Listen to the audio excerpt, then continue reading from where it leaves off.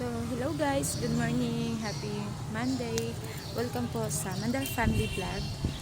So, this morning po is nandito po ako sa paaralan ng dalawang anak ko. Hinihintay ko po sila hanggang sa matapos po yung klase nila. So, nandito po ako.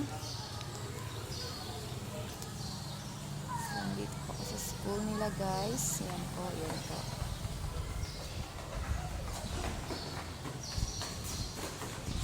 Dito po ako naghihintay guys. Yung mga parents po na gusto pong maghihintayin yung anak nila dito po umuupo.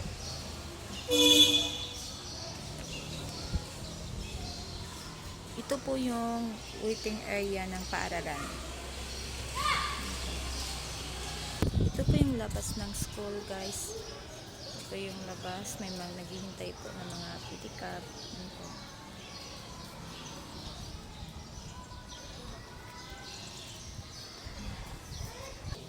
So, ayun po.